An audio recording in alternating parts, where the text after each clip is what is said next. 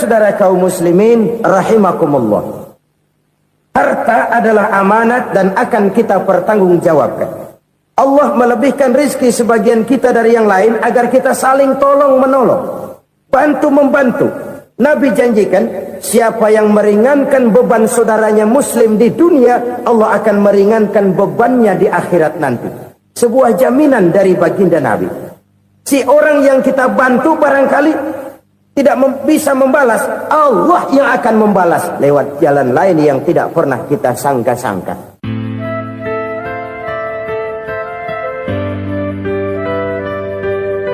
Selalu berusaha menyimpan sesuatu yang bisa membawa manfaat, baik untuk dirinya, untuk anak cucunya, maupun untuk keluarganya, untuk masa kini dan masa depannya. Kadang simpanan itu berbentuk uang, kadang berupa tanah, lain saat berbentuk pabrik, dan lain sebagainya. Sementara masa depan yang paling pasti adalah akhirat. Jika untuk masa depan dunia, kita rela memeras keringat, membanting tulang, pergi pagi dan pulang petang, menyimpan uang, menyimpan tanah, menyimpan pabrik, pernahkah kita merenung, jika satu saat kiamat datang, kita dibangkitkan dari kubur masing-masing, berdiri di padang mahsyar untuk mempertanggungjawabkan seluruh kegiatan hidup kita di dunia ini, lalu kita akan menuju ke alam akhirat. Sudahkah kita mempunyai simpanan untuk akhirat kita? Pada pertemuan kali ini saya ingin menyampaikan sebuah hadis di mana Rasulullah sallallahu alaihi wasallam bersabda, arba'un min kanzil jannah. Simpanan sorga ada 4 macam. Yang pertama, ikhfa'us sadaqah, menyembunyikan sedekah. Saudara-saudara kaum muslimin, sebagaimana yang kita maklum bahwa Allah Subhanahu wa taala melebihkan sebagian rezeki dari kita terhadap yang lain. Ada yang kaya, ada yang setengah kaya, ada yang miskin, ada yang setengah miskin, dan selanjutnya. Ada yang gajinya kecil tapi penghasilannya gede. Ada yang penghasilannya gede tapi nggak punya gaji. Ada juga yang memang gajinya gede dan penghasilannya gede. Kelebihan rezeki merupakan sunnatullah dan tidak harus membuat kita merasa lebih dari yang lain. Bahkan sebaliknya, kelebihan itu harus membuat kita ringan tangan untuk menolong mereka yang memang memerlukan pertolongan. Kalau saudara diberikan ilmu, maka pertanyaan akhirat cuma satu: ilmumu kau amalkan untuk apa? Kalau saudara diberikan umur yang panjang, pengadilan akhirat juga bertanya satu: umurmu kau habiskan di mana? Tapi kalau saudara diberikan harta, pengadilan akhirat akan bertanya dua: hartamu kau dapat dari mana? Kau belanjakan kemana? Dari mananya ditanya, dan kemananya juga ditanya. Oleh karena kita akan dimintakan pertanggungan jawab, maka amanah yang bernama harta ini harus kita gunakan dengan sebaik-baiknya. Ada penggunaan yang merupakan kewajiban, itu zakat namanya. Ada penggunaan yang sewaktu-waktu, itu infak namanya. Ada yang lebih sewaktu-waktu lagi, dan itu sedekah namanya. Zakat dia terikat oleh haul dan nisab, oleh putaran batas waktu dan ukuran dari harta itu sendiri. Sedangkan infak terikat oleh situasi dan kondisi perekonomian seseorang. Sedangkan sedekah tidak terikat dengan apapun. Dalam kondisi seperti apapun kita bisa melakukan sedekah dengan yang terkecil sekalipun. Sampai-sampai Rasulullah sallallahu alaihi wasallam mengajarkan, la tahqiranna minal ma'rufi syai'an walau an talqa akhaka biwajhin talik. Atau ada hadis, tabassumuka fi wajhi akhika laka sedekah. Senyumanmu kepada temanmu adalah sedekah. Jadi untuk melakukan sedekah tidak harus dalam berbentuk uang. Dengan ilmu kita bisa sedekah, dengan tenaga kita bisa bersedekah, dengan pikiran kita bisa bersedekah, bahkan senyum kepada teman itu pun sedekah. Jadi kalau sedekah dengan uang memang belum punya uang, nyengir aja banyakin. Itu asal pada tempatnya, jangan lalu ketemu tiang listrik cengengesan. Tentu tidak pada tempatnya dan tidak wajar. Nah, sedekah yang paling dicintai Allah adalah sedekah yang disembunyikan. Artinya jauh dari sifat riya. Kan kadang-kadang ada orang sedekah itu disebutkan namanya. Apa tidak bagus? Kalau memang niatnya ikhlas, ya bagus-bagus saja. Untuk memberikan sugesti kepada yang lain. Si Fulan bin Fulan nyumbang sekian, diumumkan. Boleh kalau niatnya untuk memberikan rangsangan kepada yang lain supaya dia menyumbang lebih besar dari orang tadi. Tapi kalau itu mendatangkan riya, maka sedekah yang paling dicintai Allah adalah sedekah yang disembunyikan. Tangan kiri saja tidak tahu apa yang diberikan oleh tangan kanan. Sedekah yang dilakukan dengan ikhlas akan merupakan perbendaharaan surga, tersembunyi dari pandangan orang lain, tidak seorang pun tahu. Karena memang sikap yang baik adalah melupakan kebaikan dan mengingat kesalahan. Itu salah satu ciri orang bahagia. Orang yang selalu mengingat kesalahannya dan berusaha melupakan segala kebaikannya. Kalau dia akan berada kebaikan, dia tidak bisa ikut, dia merasa rugi karena dia merasa belum pernah berbuat baik. Tapi kalau akan melakukan kesalahan baru, dia ingat kesalahan yang sudah-sudah, sehingga terhalang baginya untuk melakukan satu kesalahan baru. Demikianlah saudara-saudara, bahwa Allah melebihkan rizki sebagian kita dari yang lain, agar terjadi tolong-menolong dalam kehidupan ini. Jadi kesenjangan yang nature, kesenjangan yang alami, itu sunnatullah. Ada yang kaya, ada yang miskin, ada yang kelas menengah. Nah, kenapa lalu sekarang kita berusaha mengentaskan kemiskinan? Oleh karena adanya kesenjangan struktural. Kalau yang kaya bisa semakin kaya, kenapa yang miskin tidak bisa naik jadi ikut sedikit kaya? Sebab pada dasarnya Islam adalah agama yang sejak turunnya sudah berupaya memerangi kemiskinan. Bahkan dikatakan kemiskinan itu mendekatkan kepada kekufuran. Orang kalau miskin udah dekat banget sama kafir. Gampang menjadi kafir. Berapa banyak saudara-saudara kita yang oleh karena soal perut, oleh karena soal materi, terpaksa meninggalkan dan menanggalkan akidahnya. Menjual petunjuk yang diberikan Allah dengan kesenangan dunia yang cuma sebentar ini. Na'udzubillah, summa na'udzubillah. Jadi makin kita sembunyikan satu sedekah, semakin banyak perbendaharaan kita di surga. Sedekah yang paling dicintai Allah adalah sedekah yang disembunyikan. Malahan ada seorang sufi, dia punya kebiasaan kalau pergi sholat Jumat dia bawa uang, itu uang dia taruh di bawah tikar masjid. Dia niat sedekah kepada siapa saja yang nemuin itu duit. Maksudnya apa? Supaya yang nemuin nggak tahu siapa yang punya duit. Demikian dia saking ingin menyembunyikan sedekahnya.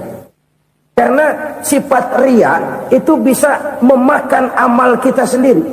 Riya itu termasuk menyebut-nyebut kebaikan kita. Orang yang suka nepuk dada, sedikit-sedikit ngitungnya kalau nggak gua. Tuh kalau nggak gua tuh. Tuh yang belah situ, kalau nggak gua, kalau nggak gua. Iya, kalau nggak lu kenapa emang? Orang yang suka menepuk jasa. Tuh biasanya memang begitu saudara-saudara. Kalau perang lagi berkecamuk, orang nggak sempat ngaku jadi pahlawan. Tapi begitu perang selesai, yang kagak kenal bedil ngaku pahlawan, mas. Itu sesuatu yang biasa.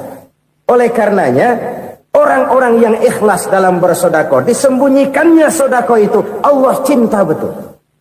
Malahan ada hadis memberikan jaminan, inna sedaqatal mar'il muslimi tazidu fil umri wa tadfa'u mitatas su'i. Sesungguhnya sedekahnya seorang mukmin tazidu fil umri, bisa menambah umur panjang, wa tadfa'u mitata su'i, dan menyelamatkan manusia dari mati secara su'ul khatimah.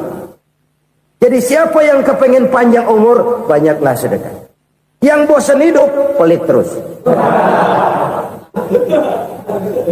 Sedekah menambah panjang umur dan menyelamatkan manusia dari mati secara su'ul khatimah. Pak, katanya umur itu nggak bisa ditambah, nggak bisa dikurangin. Kapan? Kalau ajal sudah datang. Fa idza jaa ajaluhum la yastakhiruna sa'atan wa la yastaqdimun. Kalau ajal datang tidak bisa dimajukan, tidak bisa dimundurkan. Itu kalau ajal sudah datang. Tidak bisa lagi umur ditambah dikurangi, sudah datang. Tapi kalau belum datang, itu kan haknya Allah.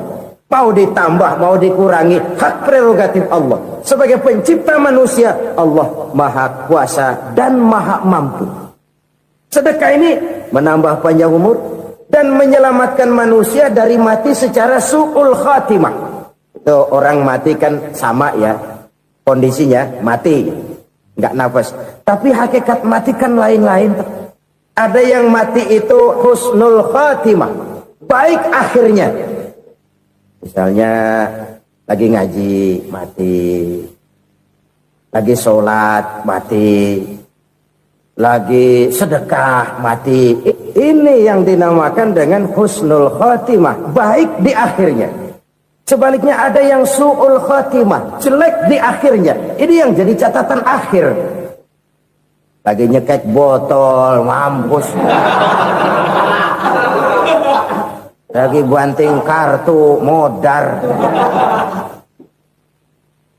Su'ul khatimah, jelek pada akhirnya. Sedekah menyelamatkan manusia dari mati secara su'ul khatimah. Dan kita semua kepengen mendapat husnul khatimah, jauh dari su'ul khatimah. Oleh sebab itu yang bisa menyelamatkan kita dari penyakit itu antara lain adalah sedekah yang disembunyikan, yang dikerjakan dengan ikhlas karena Allah, tidak karena kepengen dipuji orang, tidak karena ingin dikatakan orang pemurah. Sebab orang dermawan itu orang yang memberi tanpa harus diminta. Kalau masih harus diminta, ya belum dermawan namanya, masih harus diminta. Kalau nggak diminta ya tulus, lolos, polos. Saudara-saudara kaum muslimin rahimakumullah, harta adalah amanat dan akan kita pertanggungjawabkan. Allah melebihkan rizki sebagian kita dari yang lain agar kita saling tolong menolong, bantu membantu. Nabi janjikan siapa yang meringankan beban saudaranya muslim di dunia, Allah akan meringankan bebannya di akhirat nanti. Sebuah jaminan dari baginda Nabi. Si orang yang kita bantu barangkali tidak bisa membalas, Allah yang akan membalas lewat jalan lain yang tidak pernah kita sangka-sangka. Ada orang tanya, Pak, ini ada orang nyumbang masjid sambil marah-marah, bagaimana? Saya bilang sumbangannya aja ambil, marahnya jangan. Marahnya jangan diambil, itu urusan dia. Saudara-saudara kaum muslimin rahimakumullah, umat Islam ini kan umat yang punya potensi besar. Kadang kita merenung, kenapa kadang-kadang pembangunan masjid kok lambat sekali? Kalau hotel hari ini peletakan pertama, bulan depan peresmian. Supermarket hari ini peletakan batu pertama, minggu depan peresmian. Tapi kalau sudah yang namanya masjid, kadang-kadang peletakan batu pertama sekaligus jadi batu terakhir. 3 tahun, 4 tahun, campur nebar jalak di jalanan, duit dijaring kayak ikan sepat. Apa tidak ada orang Islam yang kaya? Banyak. Apa tidak ada pengusaha muslim yang jadi konglomerat? Ada. Lalu yang belum banyak itu yang komit terhadap nilai-nilai agamanya. Akhirnya kita jatuh jadi umat yang lemah. Belum ada pengusaha konglomerat muslim buka pabrik supermi cap bedug misalnya umpamanya atau pabrik kecap cap sorban supaya identitas keislamannya sedikit kelihatan. Kita jatuh jadi umat yang lemah karena potensi tidak terinventarisir dengan baik. Kita ini ibarat kompor yang cuma matengin nasi orang lain. potensi kita dimanfaatkan oleh orang lain. Ukhuwah Islamiyah kita baru terbatas kepada silaturahmi. Ukhuwah di bidang ekonomi kita lemah, ukhuwah di bidang kebudayaan kita lemah, apalagi ukhuwah di bidang politik kita lebih rapuh lagi. Padahal ukhuwah itu adalah totalitas kehidupan manusia, menyangkut ipolek sosbud, memerlukan nilai-nilai ukhuwah. Jadi oleh karena itu mari kita menyadari di dalam harta kita, walaupun kita yang cari pergi pagi pulang sore peras keringat banting tulang, di sana ada harta anak yatim, di sana ada hak masjid, di sana ada hak pesantren, di sana ada hak jihad. Berbahagialah seseorang apabila dia oleh Allah dijadikan keran. Keran itu menyimpan air, tapi tidak untuk dirinya, tapi disalurkannya kepada mereka yang memang memerlukannya. Saudara-saudara kaum muslimin rahimakumullah, ini yang pertama. Jadi perbendaharaan surga adalah menyembunyikan sedekah. Orang lain nggak tahu, kita pun nggak pernah ngitung-ngitung. Kita anggap lewat begitu saja, padahal itu deposit akhirat. Satu. Yang kedua, perbendaharaan surga itu apa? Wa kitmanul musibah, menyembunyikan kesulitan. Kadang orang takut menghadapi kesulitan, tapi makin kita merenung, hidup ini kan sebenarnya urusan. Takut sama urusan ya jangan hidup. Tandanya orang hidup itu kalau punya urusan. Urusan melupakan problem, problem sering menimbulkan kesulitan. Kesulitan bukan untuk ditakuti, tapi untuk diatasi dan dicarikan jalan keluarnya. Siapa sih orangnya yang nggak pernah sulit-sulit? Makin tinggi status sosialnya, makin gede urusannya. Makin tinggi kualitas imannya, makin berat tingkat kesulitannya. Cuma memang yang namanya enak itu seperti pelangi.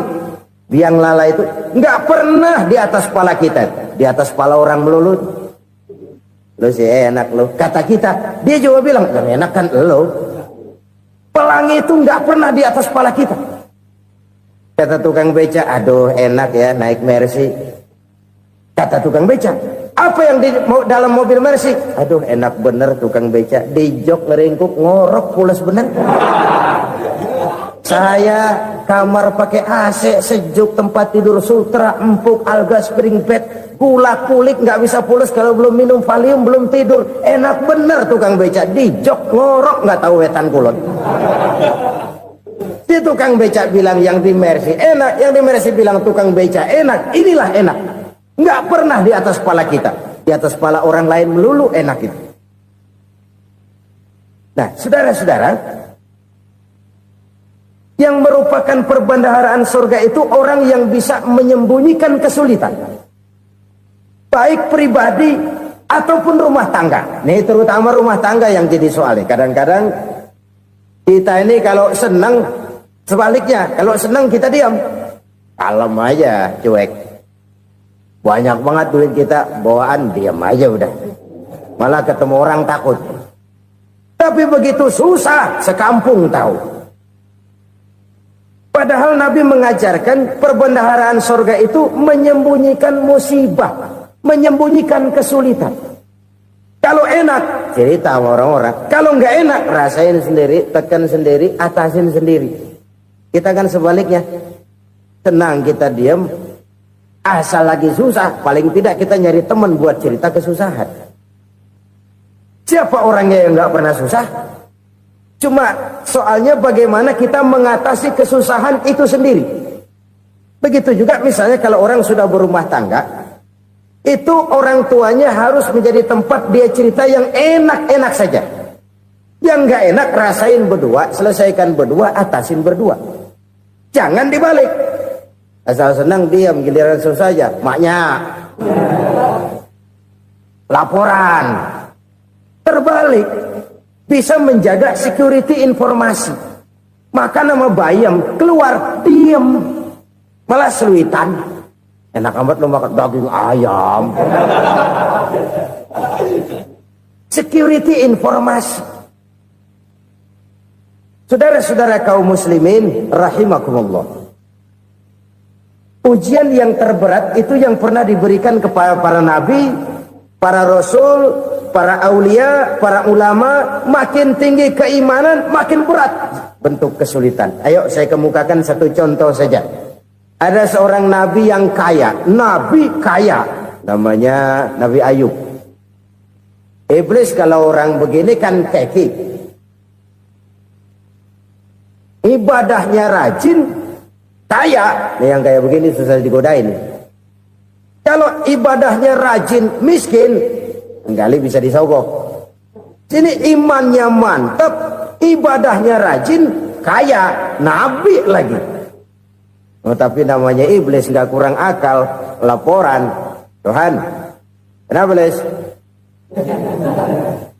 Ya ini bahasa saya, bahasa Qurannya sih nggak gitu. Itu hambamu yang namanya Ayub, dia rajin ibadah cuma karena dikasih kaya aja. Coba kasih miskin dia, berhenti dia sembahyang. Ah, kamu bisa aja. Saya tahu Ayub itu hambaku yang ikhlas. Saya buktiin Tuhan, silahkan. Dibuktiin lah, iblis turun ke alam ini. Yang mula-mula dia lakukan, dia rusak sawah ladang Nabi Ayub. Dia binasakan binatang ternak Nabi Ayub. Sehingga dalam waktu singkat, jatuhlah Nabi Ayub dari orang paling kaya, jadi orang paling miskin. Beliau masih ibadah di mihrab dalam masjid. Datang iblis. Saudara Ayub, ya. Lagi ngapain? Ibadah. Nyembah Allah, nyembah Allah. Oh, percuma. Kenapa? Tuhan yang ente sembah nih, dia udah bikin miskin ente. Sawah ladang ente hancur lebur, binatang ternak binasa. Sekarang ente jadi orang paling miskin. Ngapain nyembah Tuhan kayak begitu? Tekor. Udah berhenti dah ibadah, berhenti ibadah. Ini iblis sama Tuhan laporannya lain, yang dikerjakan kepada Nabi Ayub juga lain. Benar begitu iblis kata Nabi Ayub? Iya. Sawah ladang saya habis, buras. Binatang ternak saya binasa, binasa. Saya miskin, bangpak. Apa jawab Nabi Ayub? Bukan innalillahi, ya ini hebat. Alhamdulillahillazi a'tani wa akhza minni. Segala puji bagi Allah yang telah memberikan harta kepada saya dan sekarang mengambilnya lagi. Alhamdulillah. Allah yang ngasih, Allah yang ambil. Itu mah urusan Allah. Iblis cuman ibadah jalan terus, sujud lagi Nabi Ayub. Iblis seleher gondok banget. Dasar Nabi nggak mempan dia apa-apain. Miskin malah alhamdulillah. Allah yang ngasih, Allah yang ngambil. Jadi kalau kita tidak komit, kita tidak terikat kepada kaya, miskin, senang, susah, apa yang bisa bikin kita susah? Jadikan kekayaan, kemiskinan, jadikan senang, susah sebagai anak buah yang bisa kita atur. Jangan kekayaan ngatur kita, jangan kemiskinan ngatur kita. Kita yang harus mengatur mereka. Senang, susah, kaya, miskin, bahagia, sengsara, jadikan itu anak buah yang bisa kita atur. Kalau sekarang kita kaya, lain saat boleh jadi kita miskin, semiskin-miskinnya. Allah yang ngasih, Allah yang ngambil. Tenaga mana yang bisa menghalangi? Ibadah jalan terus. Iblis makin gondok. Dasar Nabi loh. Akhirnya apa? Nabi Ayub dikerjain, diberikan penyakit. Demikian fatal penyakitnya. Bayangin, udah miskin sakit. Masya Allah. Miskin sakit. Sakitnya nggak lama, kira-kira 16 tahun. Istrinya 3, 2 mental minta ceraiin. Ngerawatin laki bengek begini. Senang belum tentu, susah udah pasti nih. Cerai aja, cerai dah. Cerai. Tinggal satu Siti Rahmah yang setia menemani beliau. Sesetia-setianya hati perempuan. Satu saat Siti Rahmah bilang, "Bang, iya, abang kan Nabi bang. Lalu, namanya Nabi kan doanya jarang meleset bang. Maksud kamu minta kenapa sih sama Tuhan biar abang sembuh baik dah bang?" Siti Rahmah, iya. Saya sakit berapa tahun sih dah? 16 tahun bang. Sebelum ini saya sehat berapa tahun? Ya kira-kira 60 tahun bang. Nah coba ente banding-bandingin Rahmah. Saya dikasih sehat 60 tahun. dikasih sakit 16 tahun, sudah nggak sabar mau doa kepada Allah minta sembuh. Saya malu kepada Allah. Diuji dengan yang luar biasa seperti ini, tidak mengganggu stabilitas kehambaannya. Dia tetap menghamba kepada Allah Subhanahu wa ta'ala. Saudara-saudara kaum muslimin rahimakumullah. Kunci menghadapi kesulitan itu apa? Allah jelaskan dalam satu ayat, wa basyiris sabirin alladzina iza asabathum musibah qalu inna lillahi wa inna ilaihi raji'un.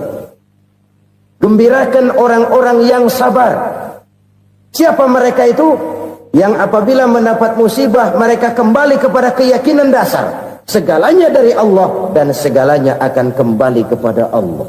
Ini konsepsi dasar dari sikap muslim dalam menghadapi berbagai kesulitan. Segalanya dari Allah, segalanya akan kembali kepada Allah. Kalau ini sudah kondisi dasarnya, maka kita akan lapang menghadapi kenyataan bagaimanapun pahitnya. Apakah itu namanya miskin, apakah itu namanya sakit, bahkan maut sekalipun. Segalanya dari Allah, segalanya akan kembali kepada Allah. Ini sikap hidup, bukan sekedar ucapan. Kita kadang-kadang menjadikannya sebagai ucapan. Mulutnya sih nggak berhenti, innalillahi wa inna ilaihi raji'un, tapi nangisnya terus gerung-gerungan. Bukan itu, ini kesadaran moral. Kalau segalanya dari Allah, segalanya kembali kepada Allah, kan sebenarnya cuma nunggu giliran. Hari ini saya nyembayangin dia, entah hari apa saya disembayangin orang. Hari ini saya antar dia ke kubur, entah hari apa orang nganterin saya ke kubur. Hari ini saya tahlilkan dia, entah nanti kapan orang tahlilkan saya. Segalanya dari Allah, segalanya akan kembali juga kepada Allah. Oleh sebab itu saudara-saudara, kesulitan bukan untuk ditakuti. Kesulitan justru untuk diatasi, dicarikan jalan keluarnya. Dan tidak ada orang yang tidak pernah mendapat kesulitan. Tidak ada. Semakin tinggi status sosial, semakin tinggi kualitas keimanan, semakin besar juga tingkat kesulitan. Hanya saja bagaimana cara kita mengatasinya. Dan Al-Quran menyatakan, inna ma'al usri yusra. Di balik kesulitan itu pasti ada kemudahan. Roda itu berputar. Karena itu Rasulullah sallallahu alaihi wasallam mengingatkan kepada kita, ta'arraf ilallahi firraha ya'rifka fisyiddah. Ingatlah kepada Allah di waktu kamu senang, supaya Allah ingat kepada kamu di waktu kamu susah. Kalau waktu senang kita ingat kepada Allah, kita susah, Allah tidak akan meninggalkan kita. Tapi kalau waktu senang kita jauh dari Allah, sujud tidak sempat, dengan masjid jauh, ketika senang kita lupakan Allah. Nanti begitu kita susah, Allah lupakan kita. Dan itu menyakitkan. Oleh karena itu orang-orang tua kita dulu bilang, kalau lagi sehat ingat-ingat lu bakal sakit nanti. Kalau lagi kaya ingat-ingat satu saat kita bakal jatuh miskin. Bahkan kalau lagi muda ingat-ingat kita bakal tua. Dan yang terpenting, kalau lagi hidup ingat-ingat kita bakal mati. Saudara-saudara kaum muslimin rahimakumullah. Jadi yang kedua yang merupakan perbendaharaan surga, menyembunyikan musibah. Saudara-saudara kaum muslimin rahimakumullah. Hal ketiga yang merupakan perbendaharaan surga adalah wasilatur rahmi. Orang yang suka bersilaturahmi.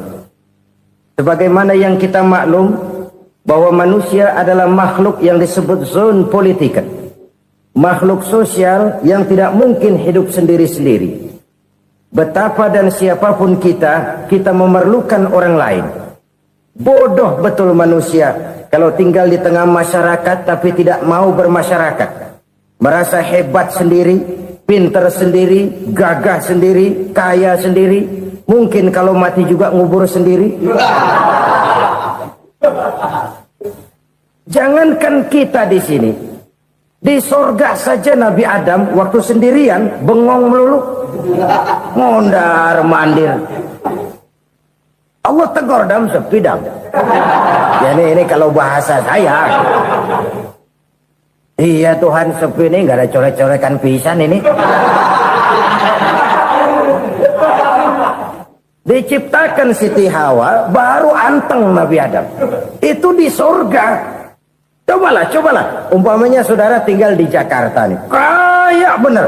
Apaan aja di Jakarta punya saudara dah. Jembatan Semanggi ambil. Monas, Buntel bawa pulang. Hotel-hotel ambil semua. Cuman tinggal di Jakarta sendirian, apa enaknya? Betapa dan siapapun kita perlu orang lain. Tidak ada seorang pun yang bisa memenuhi kebutuhan hidupnya secara sendiri-sendiri. Nah, Islam telah menyelamatkan manusia dari ras diskriminasi, mengikat manusia dengan persaudaraan yang berlandaskan kepada akidah. Karena itu dianjurkan bersilaturahmi. Bahkan Nabi menyatakan, man arada ayyubsata lahu fi rizqihi wa yunsa'a fi atharihi falyasil rahimah. Siapa yang kepengen diluaskan rezekinya dan dipanjangkan usianya, banyaklah ia bersilaturahmi. Siapa yang kepengen dimudahkan rezekinya, hendaknya ia banyak bersilaturahmi. Kalau banyak teman, kesulitan kan paling tidak ada tempat cerita. Udah susah, sendirian kita pikirin diri, nggak ada tempat tukar pikiran. Cepet banget sama bengek. Dilawan sendiri. Nah, secara makro kita bisa berkata, tidak mungkin ada kemenangan kalau tidak ada kekuatan. Tidak ada kekuatan kalau tidak ada kesatuan dan persatuan. Tidak mungkin ada kesatuan dan persatuan tanpa semangat silaturahmi. Kalau umat Islam mau menang, dia harus kuat. Kalau umat Islam mau kuat, dia harus bersatu. Kalau umat Islam mau bersatu, dia harus membudayakan silaturahmi ini. Bahkan sampai-sampai kata Nabi, kalau bisa cari nilai tambah. Apa? Silman qata'ak. Bersilaturahmilah kau kepada orang yang marah denganmu. Masya Allah, indahnya ajaran agama kita. Orang yang marah pun kepada kita, kata Nabi, kalau bisa bersilaturahmilah kepadanya, kepada orang yang marah itu. Di situ nilai tambah. Cuman jujur nih hadis, ngucapinnya gampang, ngamalinnya yang berat banget. Orang marah sama kita, kita disuruh silaturahmi, ada apa malu? Lu marah, ada gua marahan lagi. Tunggu pikirin. Saudara-saudara kaum muslimin rahimakumullah. Tapi ini yang diajarkan, bahkan ini yang dicontohkan oleh baginda Rasul. Bagaimana begitu mudah, misalnya satu saat Abu Jahal ini ngatur strategi bagaimana bikin Muhammad celaka. Dia gali lubang di depan tempat tidurnya. Dia tutupin daun korma. Terus dia panggil seseorang, ke sini. Kasih tahu Muhammad, pamannya sakit keras, minta ditengokin. Berangkat orang ini ke sana.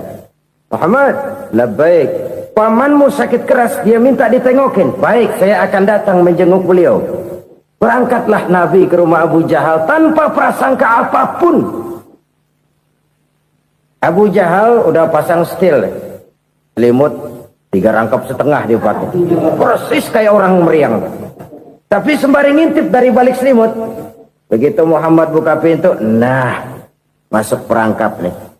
Muhammad jalan menuju tempat pembaringan. Makin lama makin dekat, makin lama makin dekat, makin dekat ke lubang yang dipasang oleh Abu Jahal itu. Dalam hati Abu Jahal, terus dah jatuh, mampus dah lo ini. Mampus lo hari ini nih.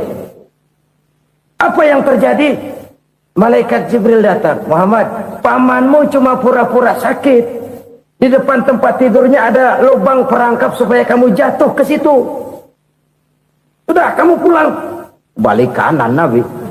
Sudah hampir jatuh ke lubang, balik kanan, pulang.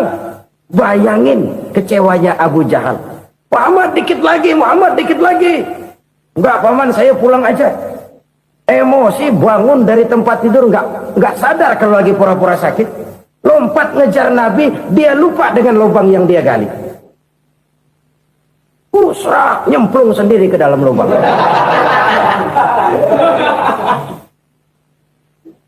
Nabi terus berlalu. Ini terjadi keanehan. Jatuh ke lubang yang dia gali itu sebenarnya nggak terlalu dalam ya, antara 3-4 meteran lah. Tolong saya jatuh ke lubang ini. Datanglah pelayan-pelayannya itu. Angkat saya dari sini. Oh, yang ngulurin tambang. Satu gulung, belum juga nyampe itu tambah. Kurang beli lagi ke warung. Sambung, ulur lagi, enggak juga bisa sampai. Wah ini kerjaan Muhammad ini. Tolong siapa salah seorang kamu ke rumah Muhammad, kasih tahu encangnya kecebur. Minta ditolongin. Sampaikan kepada Rasul. Kenapa? Pamanmu jatuh ke lubang, Muhammad minta tolong diangkatin. Tambang udah nyambung-nyambung nggak nyampe juga. Ya nanti saya datang saya tolong. Cobain. Nyata-nyata orang berniat jahat mau mencelakakan dia. Datang dia menolong. Ini yang disebut air tuba dibalas air susu ya ini. Bukan sebaliknya. Air tuba dibalas air susu. Paman, kecebur ya? Iya Muhammad, tolongin pegang tangan saya. Nabi ulurkan tangannya, nyampe. Dipegang oleh Abu Jahal, diangkat ke atas. Sampai atas, apa kata Abu Jahal? Sihirmu memang hebat Muhammad. Udah ditolongin dikata sihir. Yang enak kita kemplang kan itu orang begitu.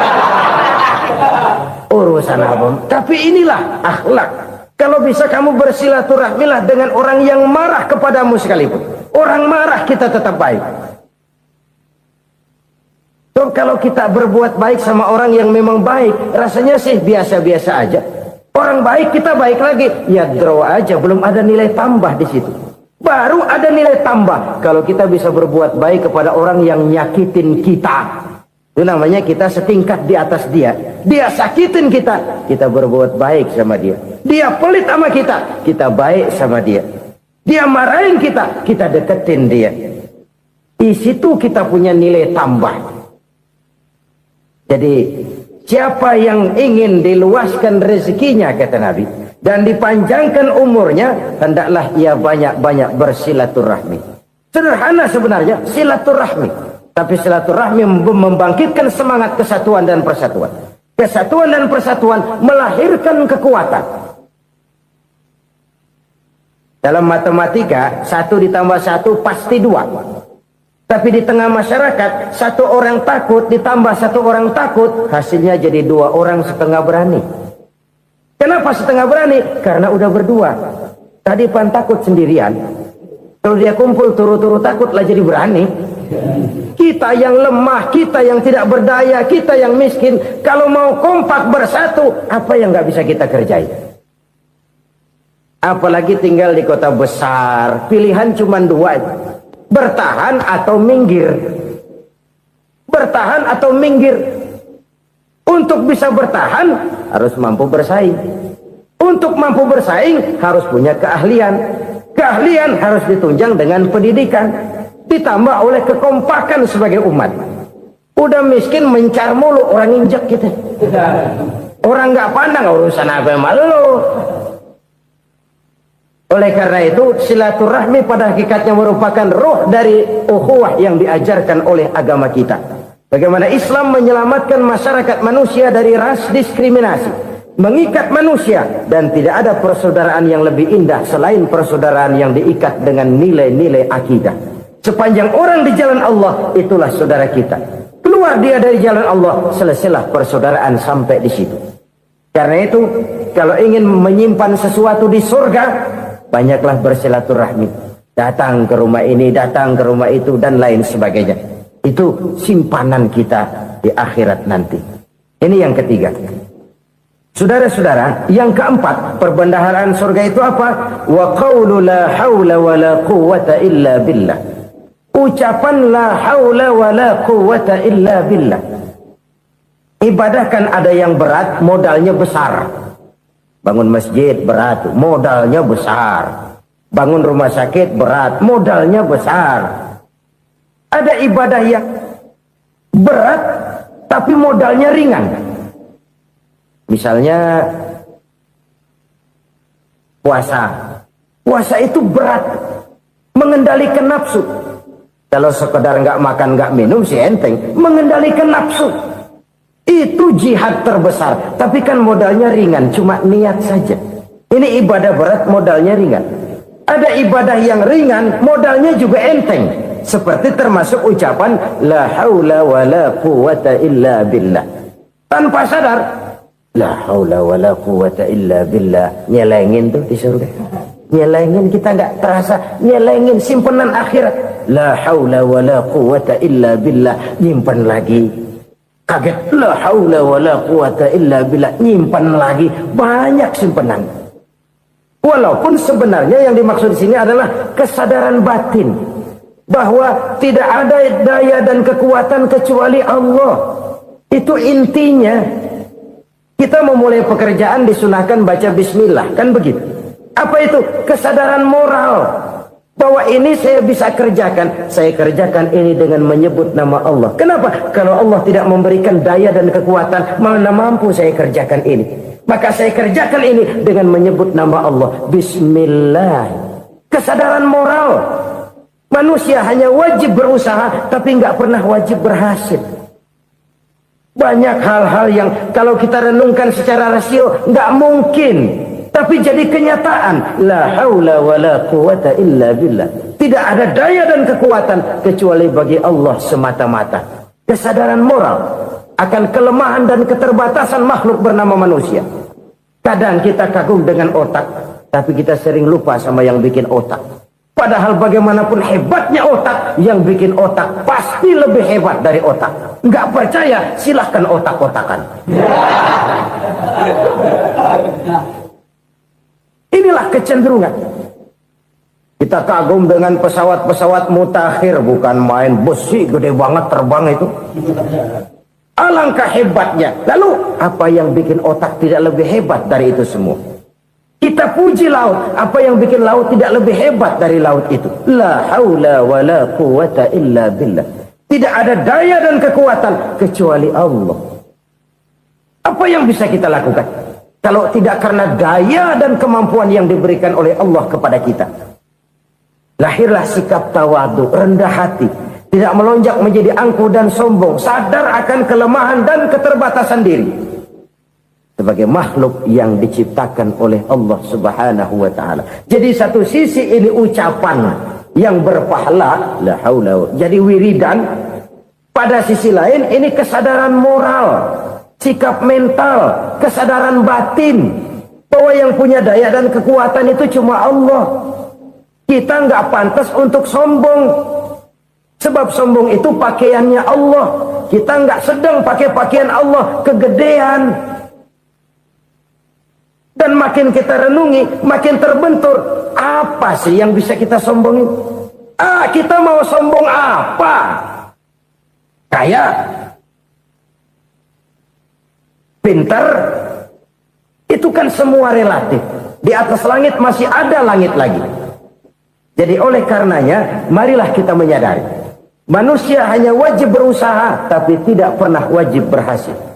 Yang berusaha saja tidak wajib berhasil, apalagi yang tidak berusaha. Islam bukan agama orang pemalas yang selesai sholat lalu endelohom, nggelenggem ayem-ayem. Tapi Islam bukan agama orang sombong yang setelah berusaha lalu tidak memerlukan Allah. Kita bisa saja bikin proyeksi, tahun sekian kita bakal panen besar menurut perhitungan otak. Tapi ada kejadian lain. Apa? Tikus ngambek. Habis itu dimakanin tikus, panen gagal. Proyeksi rasional gagal oleh tikus-tikus yang ngambek itu. Bisa saja terjadi. Tahun depan kita panen besar, urung. Kenapa? Musim panas panjang. Dan sekarang ini koran-koran bikin berita musim mengalami penyelewengan. Bukan cuma manusia yang nyeleweng sekarang. Musim pakai nyeleweng. Mestinya kan musim hujan udah selesai, masih hujan-hujan juga. Musim. Nah sekarang kita boleh bikin proyeksi, kita bakal panen besar. Tahu-tahu musim panas panjang, sawah retak, air kering.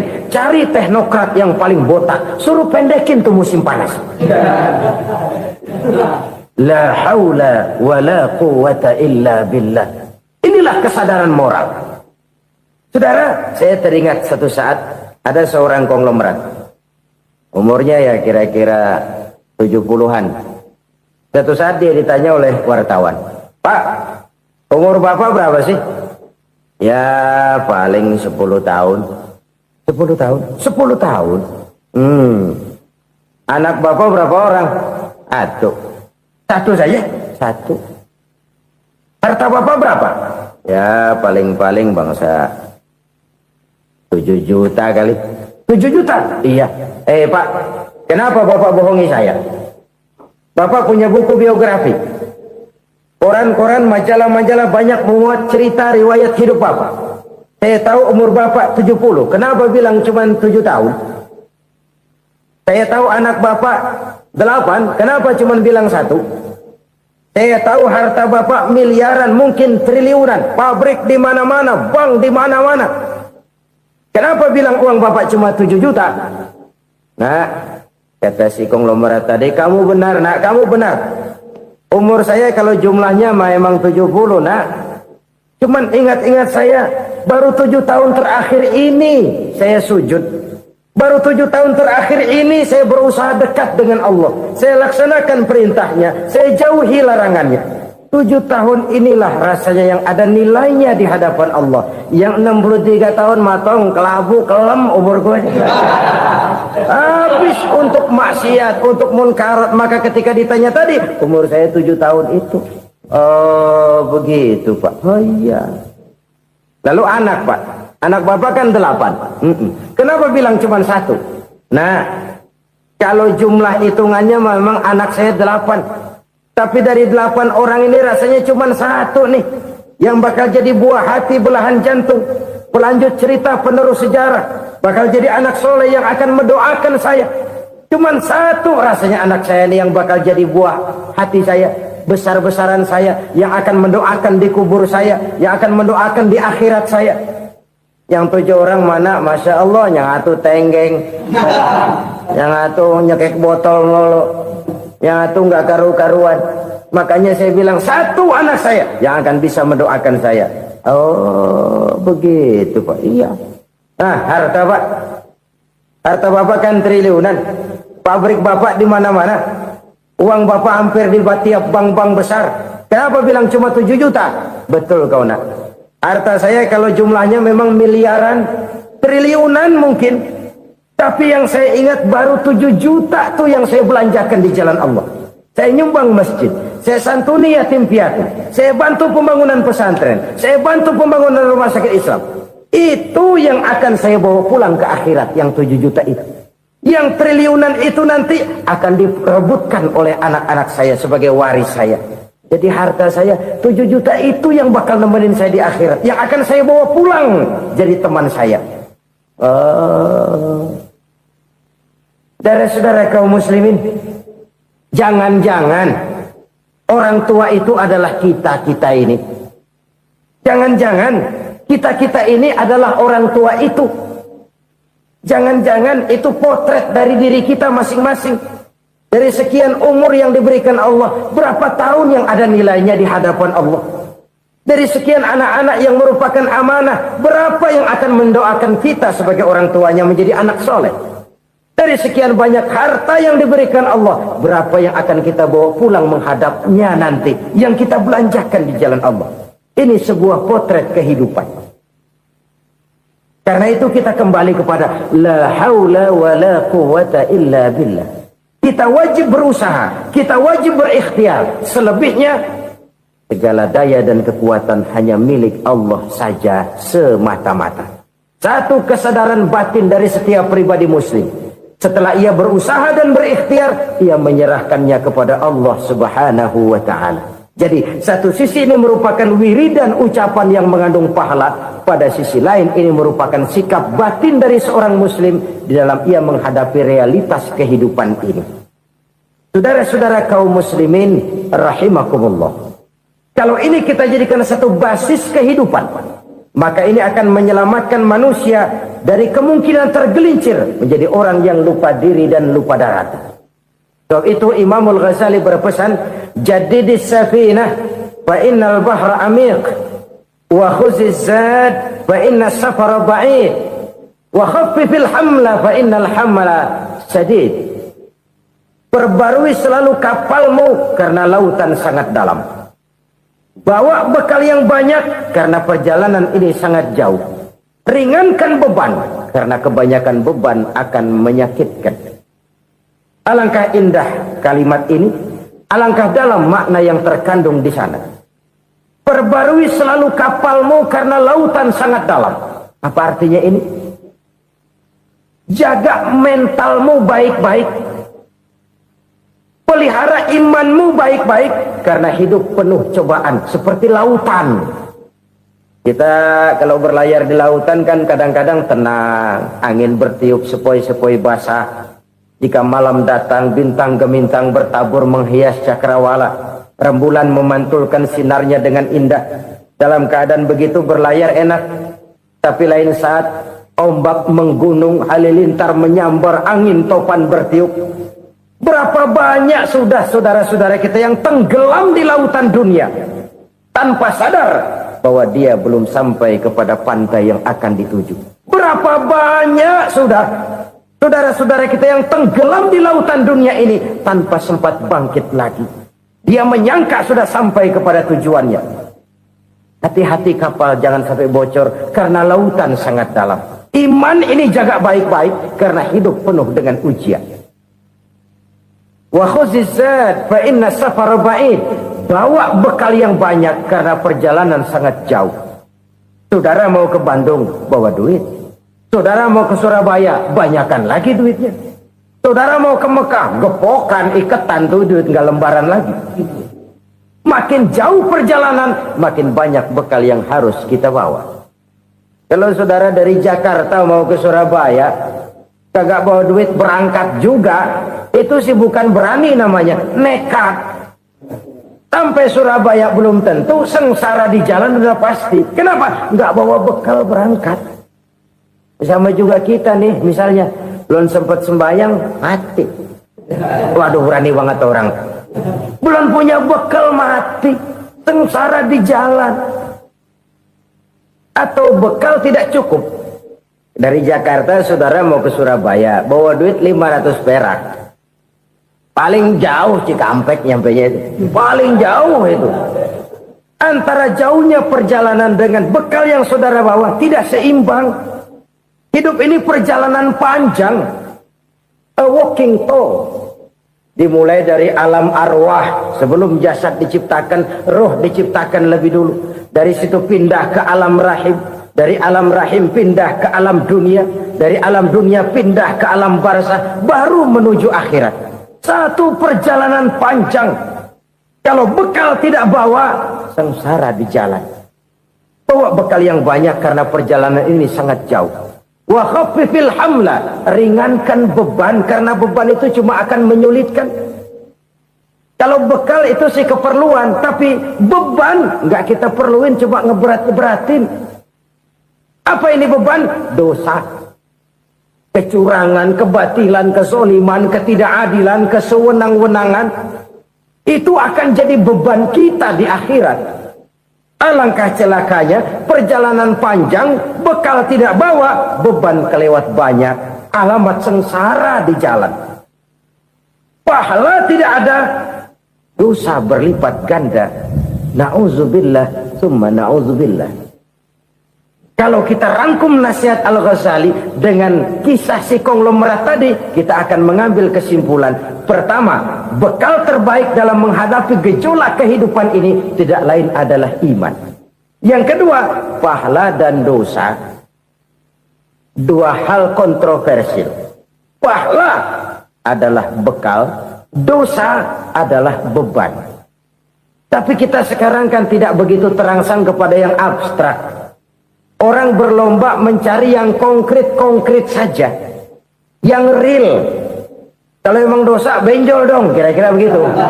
Kira-kira begitu. Persis orang Yahudi dulu. Orang Yahudi itu kan pernah minta kepada Nabi Musa. Ya Musa, lan nu'mina laka hatta narallaha jahrah. Musa, kami nggak bakal mau beriman kepada Allah kalau belum kami lihat Allah ada nongkrong di depan kami. Kalau memang Tuhan ada, taruh dong di depan kami. Mau yang konkret-konkret saja. Kalau memang dosa, benjol dong. Kalau memang pahala, berasa dong. Orang terangsang kepada yang real, yang konkret-konkret saja. Karena itu untuk mengejar dosa orang mau bayar, tapi untuk mengejar pahala walaupun tidak bayar orang segan. Ini yang dikatakan oleh Nabi, kamu mengharapkan ke surga tapi kamu berat melaksanakan sesuatu yang bisa membawa kamu ke surga. Kamu ingin jauh dari neraka tapi tiap saat kamu lakukan perbuatan-perbuatan yang justru menjerumuskan kamu ke neraka. Idda'aitum an-najata minan nar wa ramaitum fiha anfusakum. Kamu ingin selamat dari neraka, tapi kamu lemparkan diri kamu ke neraka. Kamu ingin masuk surga, tapi berat sekali kamu melakukan perbuatan-perbuatan yang bisa menyampaikan kamu di surga. Saudara-saudara kaum muslimin rahimakumullah. Jadi hal keempat yang merupakan perbendaharaan surga adalah la haula wa la quwwata illa billah. Satu sisi ini merupakan ucapan yang memperberat timbangan akhirat.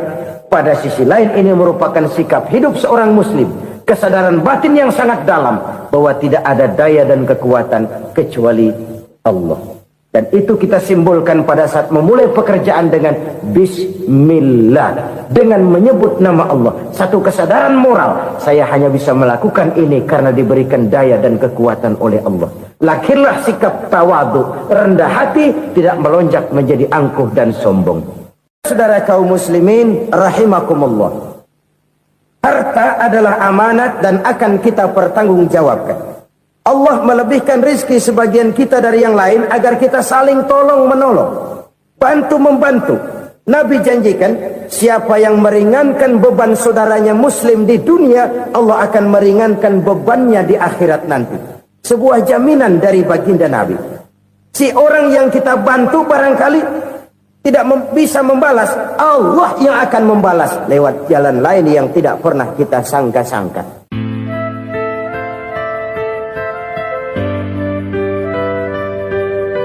Selalu berusaha menyimpan sesuatu yang bisa membawa manfaat, baik untuk dirinya, untuk anak cucunya, maupun untuk keluarganya, untuk masa kini dan masa depannya.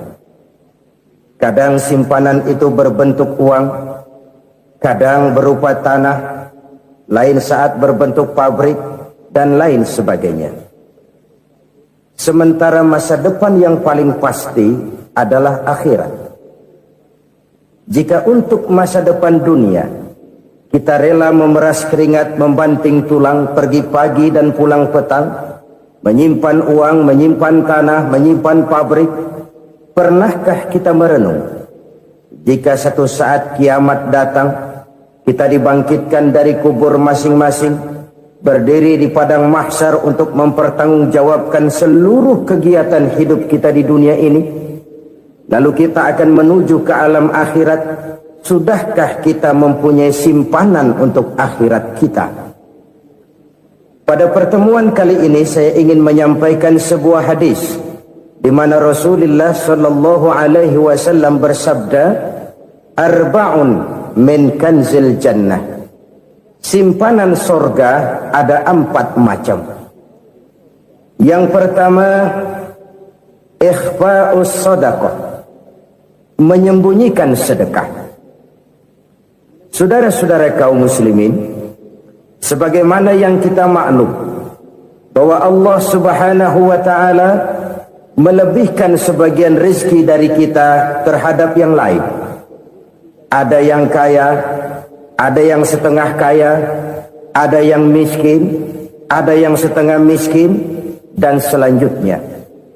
Ada yang gajinya kecil tapi penghasilannya gede. Ada yang penghasilannya gede tapi nggak punya gaji. Ada juga yang memang gajinya gede dan penghasilannya gede.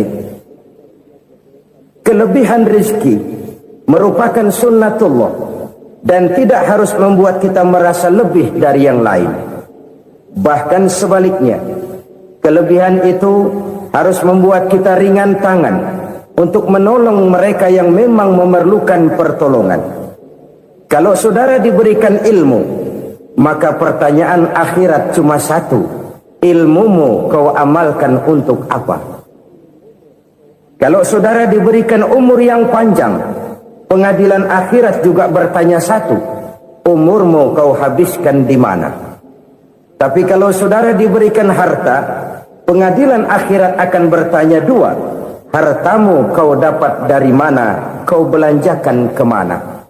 Dari mananya ditanya, dan kemananya juga ditanya. Oleh karena kita akan dimintakan pertanggungan jawab, maka amanah yang bernama harta ini harus kita gunakan dengan sebaik-baiknya. Ada penggunaan yang merupakan kewajiban, itu zakat namanya. Ada penggunaan yang sewaktu-waktu, itu infak namanya. Ada yang lebih sewaktu-waktu lagi, dan itu sedekah namanya. Zakat dia terikat oleh haul dan nisab, oleh putaran batas waktu dan ukuran dari harta itu sendiri. Sedangkan infak terikat oleh situasi dan kondisi perekonomian seseorang. Sedangkan sedekah tidak terikat dengan apapun. Dalam kondisi seperti apapun kita bisa melakukan sedekah dengan yang terkecil sekalipun. Sampai-sampai Rasulullah sallallahu alaihi wasallam mengajarkan, la tahqiranna minal ma'rufi syai'an walau an talqa akhaka biwajhin talik. Atau ada hadis, tabassumuka fi wajhi akhika laka shadaqah. Senyumanmu kepada temanmu adalah sedekah. Jadi untuk melakukan sedekah tidak harus dalam berbentuk uang. Dengan ilmu kita bisa sedekah, dengan tenaga kita bisa bersedekah, dengan pikiran kita bisa bersedekah, bahkan senyum kepada teman itu pun sedekah. Jadi kalau sedekah dengan uang memang belum punya uang, nyengir aja banyakin. Itu asal pada tempatnya, jangan lalu ketemu tiang listrik cengengesan.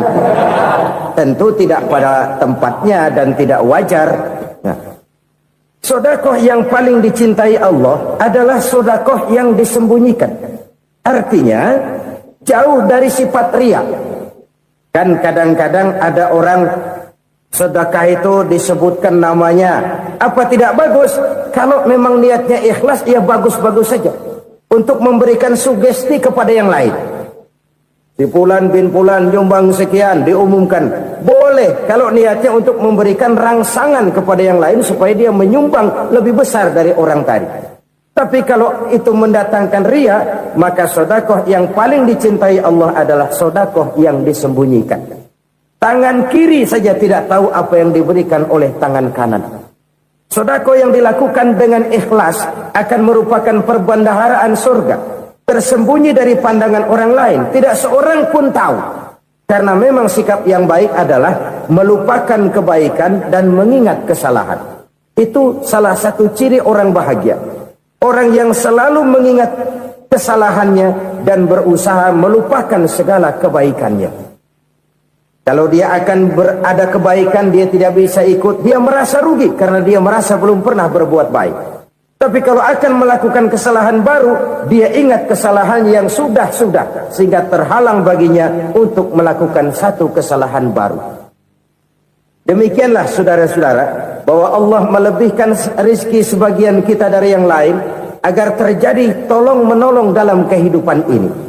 Jadi kesenjangan yang nature, kesenjangan yang alami, itu sunnatullah. Ada yang kaya, ada yang miskin, ada yang kelas menengah. Nah, kenapa lalu sekarang kita berusaha mengentaskan kemiskinan? Oleh karena adanya kesenjangan struktural.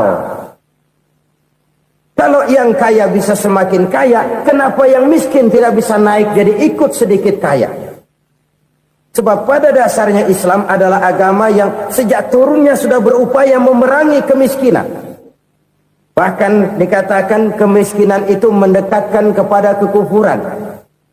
Orang kalau miskin udah dekat banget sama kafir. Gampang menjadi kafir. Berapa banyak saudara-saudara kita yang oleh karena soal perut, oleh karena soal materi, terpaksa meninggalkan dan menanggalkan akidahnya. Menjual petunjuk yang diberikan Allah dengan kesenangan dunia yang cuma sebentar ini. Na'udzubillah, thumma na'udzubillah. Jadi makin kita sembunyikan satu sedekah, semakin banyak perbendaharaan kita di surga. Sedekah yang paling dicintai Allah adalah sedekah yang disembunyikan. Malahan ada seorang sufi, dia punya kebiasaan kalau pergi sholat Jumat dia bawa uang, itu uang dia taruh di bawah tikar masjid. Dia niat sedekah kepada siapa saja yang nemuin itu duit. Maksudnya apa? Supaya yang nemuin nggak tahu siapa yang punya duit. Demikian dia saking ingin menyembunyikan sedekahnya. Karena sifat riya itu bisa memakan amal kita sendiri. Riya itu termasuk menyebut-nyebut kebaikan kita. Orang yang suka nepuk dada, sedikit-sedikit ngitungnya kalau enggak gua. Tuh kalau enggak gua tuh. Tuh yang belah situ, kalau enggak gua, kalau enggak gua. Iya, kalau enggak lu kenapa emang?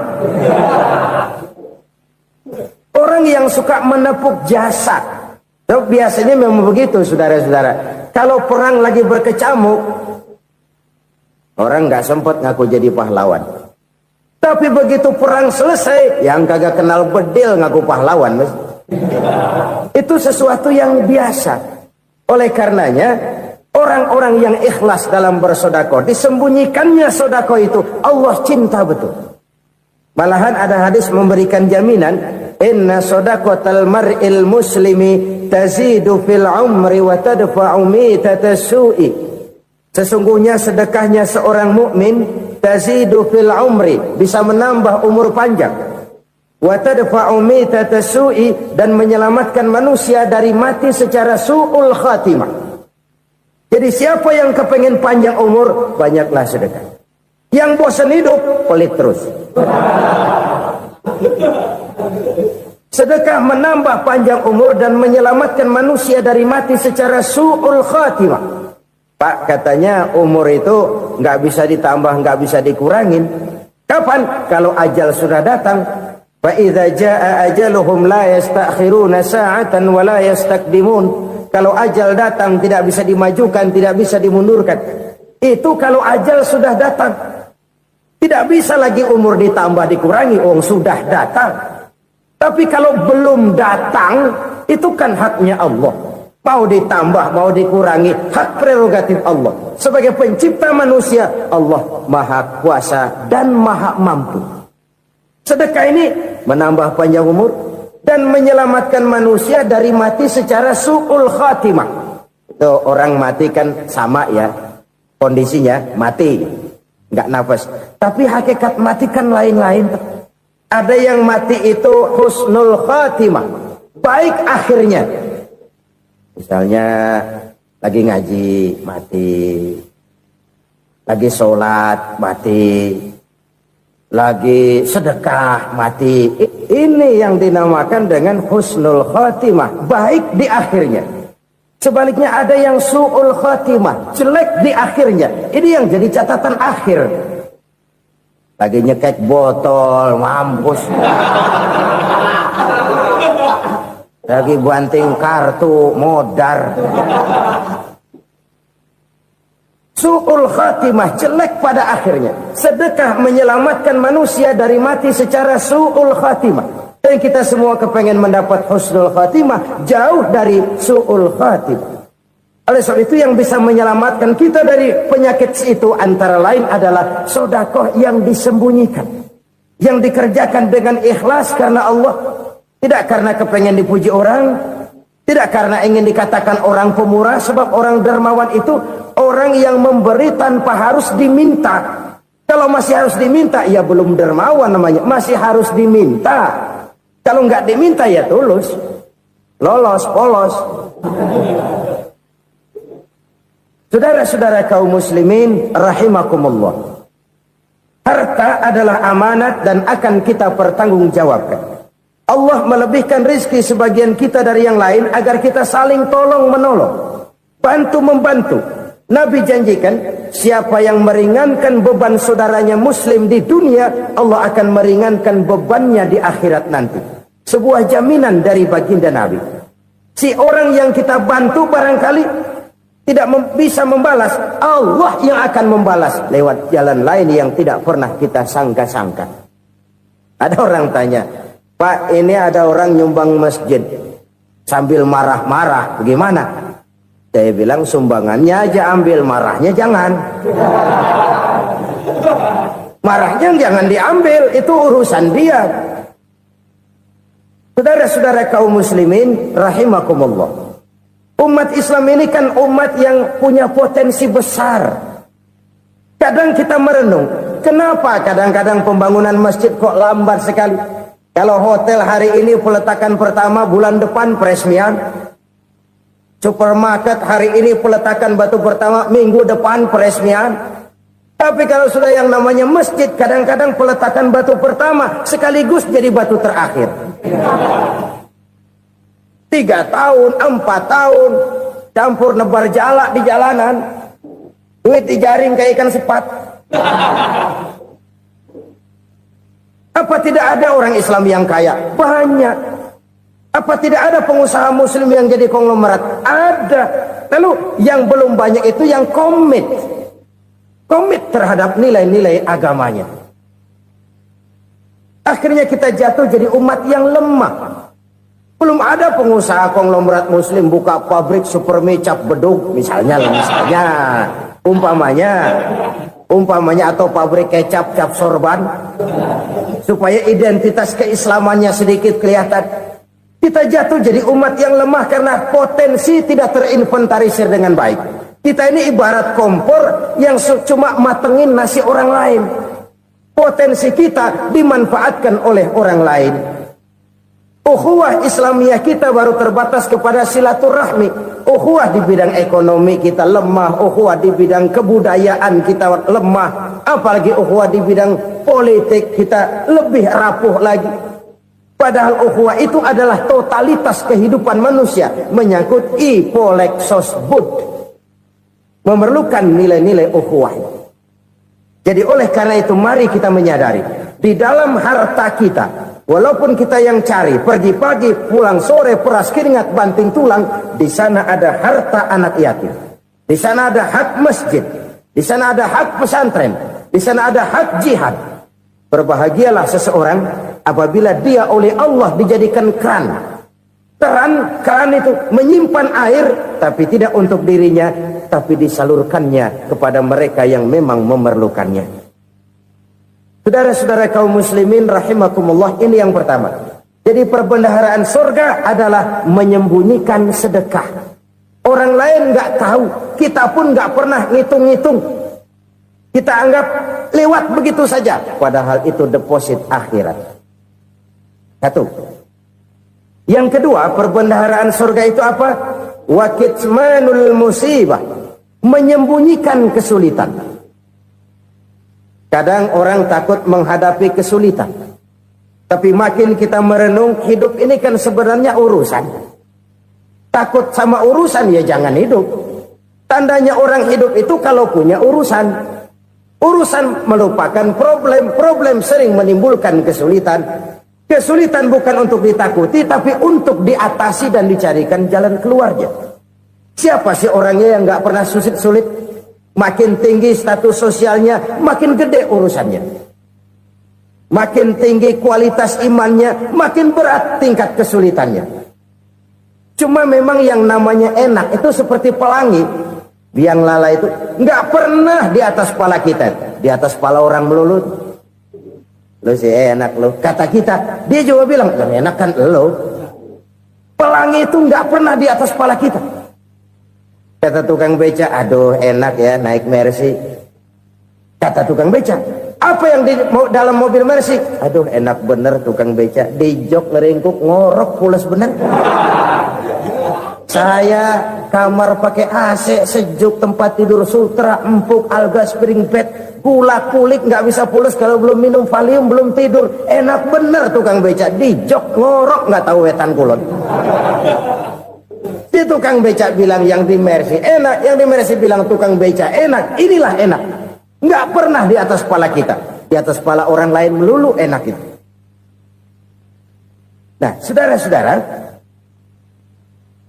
yang merupakan perbendaharaan surga itu orang yang bisa menyembunyikan kesulitan, baik pribadi ataupun rumah tangga. Nih terutama rumah tangga yang jadi soalnya. Kadang-kadang kita ini kalau senang, sebaliknya kalau senang kita diam, kalem aja, cuek. Banyak banget duit kita, bawaan diam aja udah. Malah ketemu orang takut. Tapi begitu susah, sekampung tahu. Padahal Nabi mengajarkan perbendaharaan surga itu menyembunyikan musibah, menyembunyikan kesulitan. Kalau enak, cerita sama orang-orang. Kalau nggak enak, rasain sendiri, tekan sendiri, atasin sendiri. Kita kan sebaliknya. Tenang kita diam, asal lagi susah, paling tidak kita nyari teman buat cerita kesusahan. Siapa orangnya yang nggak pernah susah? Cuma soalnya bagaimana kita mengatasi kesusahan itu sendiri. Begitu juga misalnya kalau orang sudah berumah tangga, itu orang tuanya harus menjadi tempat dia cerita yang enak-enak saja. Yang nggak enak rasain berdua, selesaikan berdua, atasin berdua. Jangan dibalik. Asal senang diam, giliran susah saja. Maknya laporan. Terbalik, bisa menjaga security informasi. Maka nama bayam keluar diam, malah seluitan. Enak amat lo makan daging ayam. Security informasi. Saudara-saudara kaum muslimin rahimakumullah. Ujian yang terberat itu yang pernah diberikan kepada para nabi